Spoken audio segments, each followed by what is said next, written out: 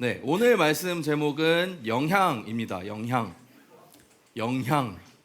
영향으로 이행시 먼저 한번 받고 시작하겠습니다. 한번 띄워주세요. 영원히 기억될 그 사람의 한마디가 향기처럼 내 삶에 스며 들었습니다. 오. 네. 자, 오늘 말씀 이 이행시 잘 기억하면서 한번 들어왔으면 좋겠어요.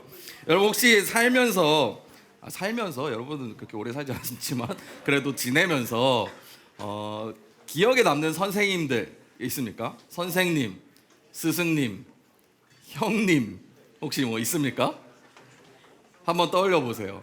여러분 초등학교 때, 중학교 때 아니면 지금 고등학교, 중학교 다니면서 꼭 학교 선생님이 아니어도 뭐 학원 선생님이라던가 뭐 기타 등등 선생님들, 교회 선생님도 계겠죠. 그 사람들이 기억난다면 왜 기억이 날까요? 나에게 되게 좋은 이야기를 해주셔서, 아니면 나에게 좋은 걸 선물해 주셔서, 아니면은 반대로 기억이 나는데 좋은 기억이 아닐 수도 있어요, 그렇죠? 좋은 기억이 아닐 수도 있어요. 목사님이 누군가 혹시 교회 선생님 중에 기억에 남는 선생님 있습니까? 라고 물었을 때 여러분이 떠오르지만 어떤 분은 되게 정말 그 다정한 목소리와 그 마음이 떠오르는 한편, 어떤 분을 생각하면 귀가 아파요. 왜 아프냐면 제가 어렸을 때 아버지가 이제 선생님한테 가서 얘기하신 거죠. 말 안 들으면, 내배 잘 안 들이면 귀싸대기를 갈기세요 이러신 거예요. 근데 귀싸대기를 맞은 건 아니고 근데 아직도 좀 아리송해요. 내가 정말 그렇게 혼날 짓을 했는가 기억은 나지 않지만 고통은 남아 있어요. 귀를 막 잡아가지고 이렇게 막 뜯어 올렸던 기억이 있어요. 그분이 나이도 많지 않았어. 그냥 대학교 청년 선생님이었던 걸 기억하는데 그 기억이 떠오릅니다. 어쨌든 그런 아팠던 기억들도 떠오를 것 같습니다. 최근에 유튜브 쇼츠 같은 거 이렇게 보다가 티처스라는 프로그램이 있더라고요. 여러분 혹시 이 프로그램 보세요? 이거 보니까 유명한 그 스타 강사 누구죠? 정승재 선생님이랑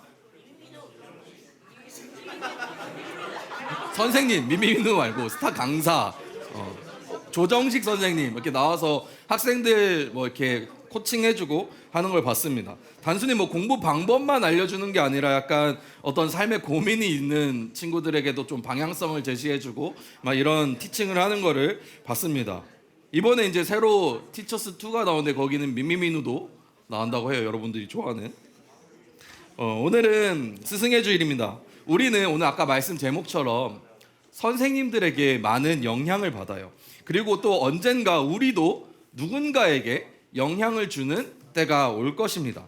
그래서 오늘은 그 영향이라는 단어로 세 가지를 생각해 볼 텐데, 첫 번째 받은 영향, 두 번째 주는 영향, 세 번째 맡겨진 영향이라는 이 세 가지 키워드로 함께 말씀을 나눠볼게요. 첫 번째는 받은 영향이에요. 우리는 누구나 누군가에게 영향을 받으면서 살아가요. 특히 신앙생활 안에서는 부모님이나 선생님이나 아니면은 교회에서 만나는 전도사님, 목사님을 통해서 우리보다 먼저 신앙의 길을 걸어간 사람을 통해서 영향을 받습니다. 그 함께하는 사람들의 말과 행동, 태도를 통해서 우리는 많은 영향을 받아요. 그래서 여러분들이 지금 가지고 있는 그 신앙생활의 모습들은요, 여러분 주변에 있는 부모님 혹은 선생님, 여러분들이 다녔던 교회의 분위기에서 많은 영향을 받았을지 모릅니다. 그래서 여러분의 신앙에 지금 형성된 신앙은 내가 열심히 노력해서 얻은 것일 수도 있지만 상당히 많은 부분은 누군가의 영향을 통해서 생겨나게 된 것이라는 거예요. 성경 속에서도 그런 관계가 많이 나옵니다. 스승과 제자.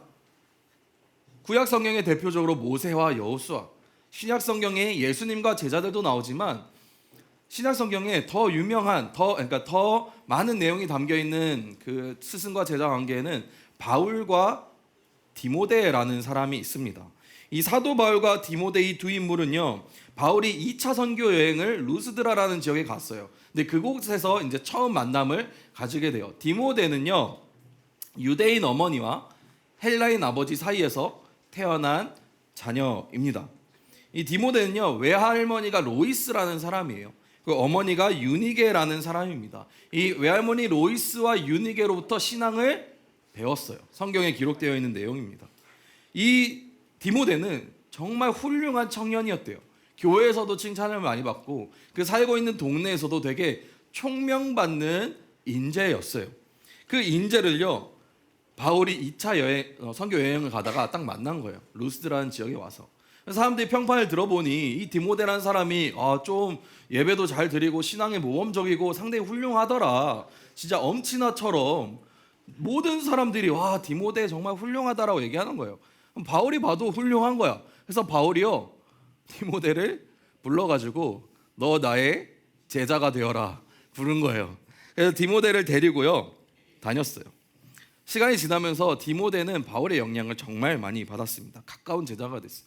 디모데는 여러분들이 가지고 있는 신약성경 보면은 디모데가 사람들에게 편지를 전하는 그런 내용들이 많이 나와요. 그러니까 바울이 혼자서 모든 지역을 돌아다닐 수 없으니까 바울이 쓴 편지, 그 성경책 내용들을 사람들에게 전하는 역할도 했고요. 바울을 대신해서 그 교회에 가서 사람들을 가르치는 역할도 했다는 것입니다.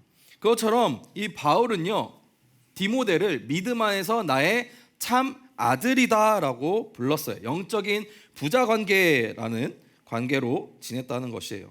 근데 바울이요, 아까 티처스에 나온 것처럼 조정식 선생님처럼 정재승 선생님처럼 맞나요? 정재승 누구야? 정승재 선생님처럼. 정재승 누구죠? 네, 정승재 선생님죠. 정승재 선생님은 근데 제가 쇼츠에서 보기에는 뭐 맨날 먹는 이야기만 하는 것만 떠가지고 저한테는 그렇죠. 아무튼 정승재, 정재승, 정승재 선생님처럼 그냥 가르치고 이렇게 교단에 서갖고 이렇게 가르쳐서 디모데가 이렇게 막 배우면서 그렇군요 이렇게 배운 게 아니라 성경 말씀에 어떻게 나오냐면 바울이 살아가는 삶의 모습을 통해서 배웠다라는 거예요. 그러니까 디모데에게 디모데야, 교회에서 사람들에게 말씀을 가르칠 때 혹은 어떤 신앙생활을 가르칠 때 이렇게 해야 돼. 자, 받아 적어라. 1, 2, 이렇게 한 게 아니라 바울이 실제로 하는 행동을 통해서 디모데가 그것을 보고 배웠다라는 거예요. 오늘 디모데후서 3장 10절 11절 한번 말씀을 같이 읽어보겠습니다. 읽겠습니다. 시작. 나의 교훈과 행실과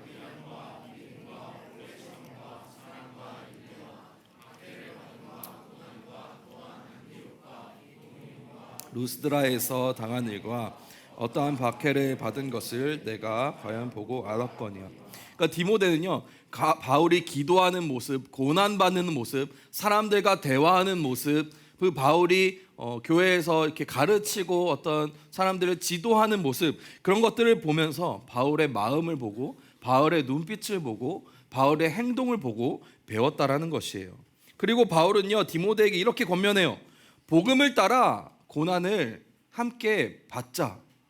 이것이 바울이 디모데에게 가르친 것인데 그것이 어디 종이에다가 써가지고 야 기억해 외워, 복음을 위해 고난을 함께 받자, 외워, 이렇게 얘기하는 것이 아니라 바울이 실제로 복음을 위해서 고난까지 감내하면서 그의 생활을 통해서 보여줬던 것을 보고 디모데는 배웠다라는 것이에요.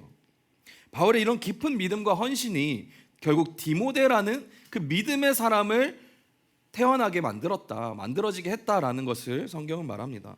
목사님도 돌아보니까 목사님 조금 독특한 특징이 하나 있는데 어떤 것이냐 하면 목사님은 좀 주변에 같이 생활하는 사람들 중에 좀 본받을 만한 사람이 있다라고 생각하면 약간 그 사람의 어떤 그 장점이나 혹은 내가 이거 좀 훌륭한데 라고 생각한 걸 좀 따라하는 경향이 있는 것 같아요. 예를 들어서 옛날 생각을 돌아보면 목사님이 21살 때 이제 대학교를 다닐 때 같이 기숙사에 생활했던 형이 있었어요. 그 형이 이제 전도사님이었거든요. 그 교회에 이제 목사님도 같이 가가지고 선생님들처럼 교사로 봉사하고 초등학생 애들이랑 같이 지냈어요. 근데 이 형님 전도사님이랑 같이 살면서 보니까 너무 배울 만한 점이 많은 거야. 키도 크고 막 몸도 좋고 막 멋있고 이러니까 좋은데 나도 좋게 되고 싶은데 이런 생각을 했나 봐요. 뭐 그것도 그렇고 이제 잘 맞아서 잘 지냈으니까. 근데 어떤 점을 보고 이거는 내가 배울 만하다 생각을 했냐면 이제 목사님이 기숙사에서 나와서 교회로 가잖아요. 같이 교회로 가요. 근데 그 형이 항상 하는 습관 중에 하나가 뭐냐면 둘 다 이제 지방에서 와가지고 서울에 사니까 부모님들이나 뭐 가족들이 다 지방에 있겠죠. 전화를 사실 자주 안 하게 돼요. 특히 남자들은 굳이 부모님께 굳이 뭐 돈이 필요하다던가 내가 입원을 했다던가 이런 경우가 아니면 굳이 전화를 하지 않는데 이제 항상 전화를 하더라고. 언제 하냐면 짬날 때 기숙사에서 지하철역 가는 길에, 지하철역에서 교회 가는 길, 이런 틈틈이 이제 부모님께 이렇게 안부 인사를 전하는 걸 보면서 이거 좀 훌륭한데 나도 한번 닮아볼까? 그러면서 이제 그 습관이 든 것 같아요. 그래서 목사님도 뭐 학교에서 뭐 지하철 타러 가는 길에, 집에서 나와서 가는 길에 전화를 하기도 하고, 뭐 잠깐 짬 날 때 그냥 습관적으로 보니까 잘 지내세요 이렇게 안부 인사를 물어보는 습관을 가지게 됐어요. 지금도 물론 길게 살갑게 통하진 않아요. 저희 거의 한 10초 내외로 통화합니다. 이렇게 끊는 거, 거의 이런 통화긴 하지만 그래도 부모님이 이렇게 안부 인사를 매번 하니까 한 이틀 전화 안 하는 경우가 있으면 무슨 일이 있니? 이렇게 물어볼 정도로, 그냥 바쁘면 통화 못 할 때가 있지만 이렇게 틈틈이 연락하는 그런 습관들을 저는 이렇게 배우는 것 같아요. 그게 좀 멋있어서 배웠던 것 같아요.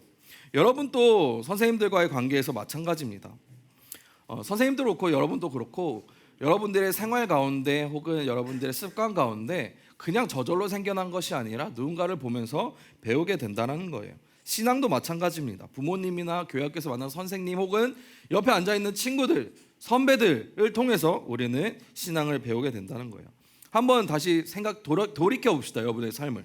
나에게 그런 신앙을 심어준 사람은 누구였나요? 내가 지금 믿음 안에 있도록 도와준 사람은 누구였는지 한번 생각해 보자는 것입니다. 두 번째는 주는 영향입니다. 바울이 디모데에게 영향을 준 것처럼 우리는 다른 사람으로부터 많은 영향을 받는다고 했습니다. 그리고 그 반대로 우리도 누군가에게 영향을 주면서 살아간다는 거예요. 근데 누군가에게 영향을 준다는 것, 요즘 그런 사람들을 뭐라고 불러요? 인플루언서라고 부르잖아요. SNS에 있는 그 인플루언서들이 그런 뜻이잖아요. 누군가에게 영향을 주는 사람. 목사님이 최근에 그 인플루언서 중에 되게 관심 있게 봤던 한 사람이 있습니다. 그렇게 막 여러분들이 알 정도로 유명한 사람 아닐 수도 있는데 어떤 사람이냐면 아이디가 이거예요. One Trash One Follow라는 계정을 가진 사람이에요. 이 사람 아세요? 어느 날 내 돋보기에 뜨더니 뭐지 하고 눌렀는데 이 사람은 4월 3일에 첫 게시물을 올렸어요. 팔로워 한 명당 쓰레기 하나를 줍겠습니다 라고 하면서 인스타를 하나 올렸어요. 그 다음날 보니까 팔로워가 17명이 됐어요. 그래서 이 사람이 그 다음날 17명이 됐어요. 그리고 그 다음날 17개의 쓰레기를 줍습니다. 4월 3일에 처음 만들었어요. 4월 7일에 팔로워가 111명이 되었습니다. 그래서 111개의 쓰레기를 주었어요. 골목과 길가의 배수구에 있는 담배꽁초나 쓰레기들을 막 주워 담습니다. 팔로워가 계속 올라가요. 줍는 쓰레기도 점점점 많아져요. 이제는 사실상 쓰레기의 개수가 중요한 게 아니에요. 엄청나게 많은 쓰레기를 줍습니다. 더 놀라운 건 최근에 설교를 준비하면서 다시 보니까 팔로워가 10만이 넘었습니다. 아마 지금 보면은 11만, 12만도 가 있을 것 같아요. 이 사람을 보고 많은 사람들이 이 인플루언서의 영향을 받아서 쓰레기를 줍는데 동참하게 돼요. 10만이 되었을 때 이 사람이 뭘 했냐면 강남역에 가가지고 쓰레기를 줍는데 혼자서 10만 개를 줍는 게 아니라 한 30명이 되는 사람들이 모여가지고 함께 쓰레기를 주었다라는 거예요. 침수 위험이 있는 지역에 가서 그 쓰레기를 줍는 행동을 함께 동참했다라는 것입니다. 이 사람은요, 사람들에게 길가에 쓰레기 버리지 마세요 라고 말하지 않습니다. 이 사람은 자기가 쓰레기 줍는 그 영상을 통해서 사람들에게 말하는 거예요. 쓰레기가 있으면 주워주세요. 길에 쓰레기 버리지 마세요라고 말하고 사람들에게 막 각인시키고 하지 않아도 이 사람의 행동을 통해서 수많은 사람들이 영향을 받게 된 거죠. 나도 저 사람처럼 쓰레기를 주워야겠다. 그래서 이 사람을 이렇게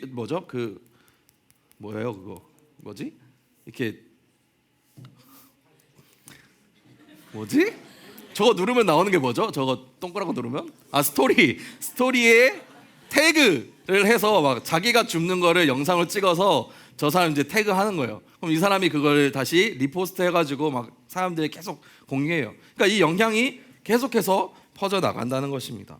바울이 오늘 말씀에서 너희는 나를 본받는 자가 되라라고 말한 것이 비슷한 맥락인 것 같아요. 나의 행동이나 생각들을 통해서 너희들에게 신앙을 가르치겠다. 바울을 통해 영향을 받은 디모데가요, 이제는요 다른 교회 사람들에게 직접 가서 자기가 그 영향력을 미치게 되는 것입니다.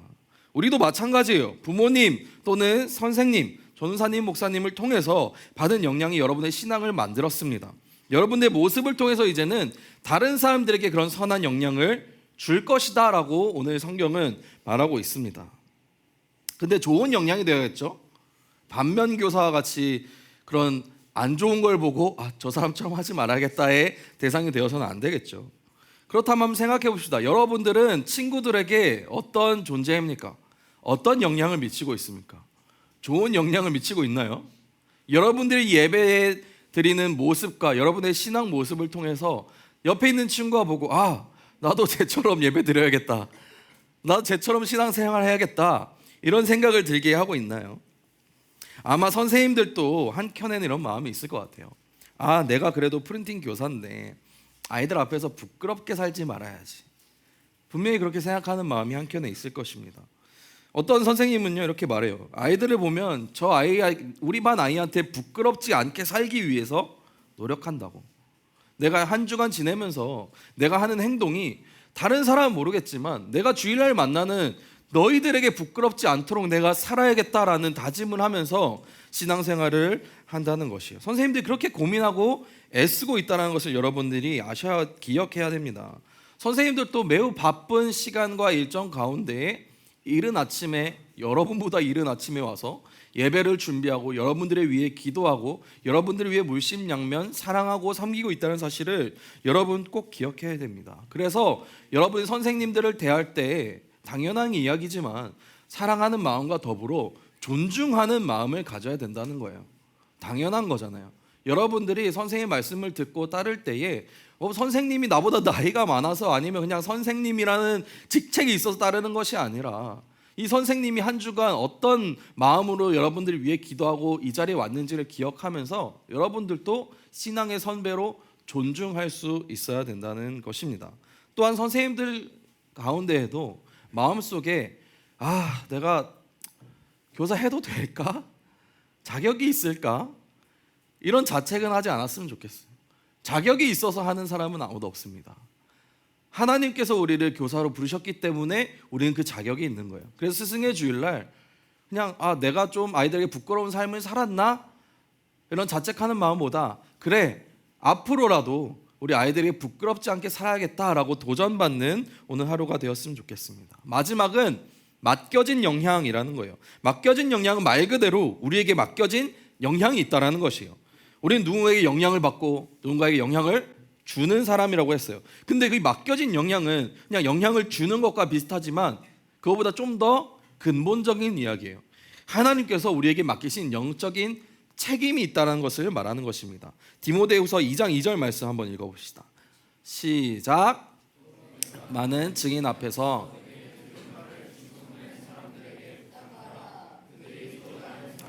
가르칠 수 있으리라. 바울은 디모데에게 너도 다음 세대를 가르칠 수 있는 충성된 사람을 세우라라고 말합니다. 신앙은요 혼자 지키는 것이 아니라 누군가에게 전해받고 다시 누군가에게 전하는 것이다 라고 바울은 얘기합니다. 이 말씀은 뭘 뜻해요? 너희들은 다음 세대를 위해서 그 역할을 감당할 사람을 세우라라고 디모데에게 말했어요. 무슨 말이에요? 너희들 졸업하면 교사해라 이런 말이에요? 이런 말이에요? 이런 말이라기보다는 그런 말일 수도 있겠지만은 하나님께서는요 바로 이 자리에 있는 모두가 다음 세대의 믿음을 전할 책임을 가지고 있다라고 말씀한다는 것입니다. 고3은 고2에게, 고2는 고1에게, 고1은 중3에게, 중3은 중2에게, 중2는 중1에게, 중1은 곧 올라올 초딩들에게 여러분들이 그 믿음의 신앙을 전해주라는 거예요. 여러분 예배하는 모습을 통해서 시험 기간에도 빠지지 않고 예배 자리 지키는 모습을 통해서 기도로 예배를 열심히 준비하는 모습을 통해 열정적으로 찬양하는 모습을 통해서 예함에 참석해가지고 여러분들이 정말 하나님을 만나기 위해 부르짖고 기도하는 그 모습을 통해서 우리 어린 친구들한테 가르치라는 거예요. 보여주라는 거예요. 그렇게 해야만 할 책임이 있다라고 오늘 말씀은 말하고 있다는 것입니다. 말씀을 정리하겠습니다. 목사님도 여러분처럼 청소년기가 있었겠죠. 청소년기에 이제 교회를 다닐 때 목사님은 좀 작은 교회를 다녀서 이렇게 같은 또래가 많이 없었던 것 같아요. 그래서 그런지 하나님께서 목사님에게는 학교에서 그런 믿음의 친구들을 참 많이 만나게 해준 것 같아요. 목사님 다니는 학교도 그냥 공립고등학교였어요. 근데 그 학교에서 참 신기하게 하나님께서 그런 믿음의 친구들을 붙여줬어요. 목사님은 고등학교 들어갈 때까지만 해도 우리가 이렇게 찬양 시간에 찬양하는 이렇게 신나고 뭔가 멋있는 찬양들 전혀 몰랐어요. 진짜로. 내가 아는 유일한 드럼이 들어간 찬양은 야곱의 축복이라는 찬양밖에 없어요. 그 송구영 어디죠? 크리스마스 그런 거 하잖아요. 예배 때 이제 중고등학교 형님들이 특송을 하는 걸 보고 와 저런 찬양이 있어? 야 교회 찬양도 세련될 수 있구나. 왜냐하면 나는 저희 교회는 항상 찬송가만 하거나 뭐 피아노 반주로만 되게 정적인 찬양만 했단 말이에요. 전혀 그런 세상이 있는지도 몰랐어요. 기도도 어떻게 해야 되는지도 몰랐어요. 왜냐하면은 되게 무거운 분위기였거든요. 항상 예배 드릴 때 어른들이랑 항상 예배 드리니까 뭔가 보고 배우려고 해도 너무 이 갭이 컸어요. 근데 하나님께서 고등학교 다닐 때 그런 믿음의 친구들을 보내면서 찬양 이런 찬양도 있구나, 찬양 이렇게 하는 것이구나, 예배 이렇게 드리는 것이구나, 아 기도는 고등학생이어도 이렇게 기도할 수 있구나, 고등학생으로서 기도하는 모습이 이렇구나 라는 것을 많이 보고 배웠습니다. 마찬가지로 여러분이 만나는 선생님과 친구들을 통해서 여러분들이 그런 모습을 배웠으면 좋겠어요. 옆에 있는 모든 친구들과 선생님들, 언니, 오빠, 형, 누나들, 동생들은 다 하나님께서 보내주신 사람입니다. 여러분도 누군가에게 영향을 받듯이 여러분을 통해서 누군가에게 영향을 주는 사람이라는 것을 꼭 기억하고 그 또한 여러분에게 맡겨진 책임이라는 것을 오늘 스승의 주일을 맞이하여서 기억했으면 좋겠습니다. 그래서 여러분들을 통하여 정말 그 선한 영향이 미쳐졌으면 좋겠습니다. 특별히 오늘 스승의 주일로 말씀을 나눴는데 정말 선생님들께 그 감사한 마음을 가지시길 바랍니다. 여러분이 어떻게 선생님들 생각할지 몰라도 목사님이 바라봤을 때 선생님들은 그 누구보다도 훌륭하고 격려받고 칭찬받아야 될 마땅한 분이라고 말씀드리고 싶습니다. 그리고 이제 여러분들도 선생님들과 함께 다음 세대의 믿음을 전할 책임이 있다, 그런 책임을 가진 존재다라는 사실을 꼭 기억했으면 좋겠습니다. 이 시간 찬양할 때에 그 마음 가지고, 그 책임적인 마음을 가지고 하나님 나라를 바라보며 함께 살아가는 그리스도인이 되도록 다짐하며 함께 찬양했으면 좋겠습니다.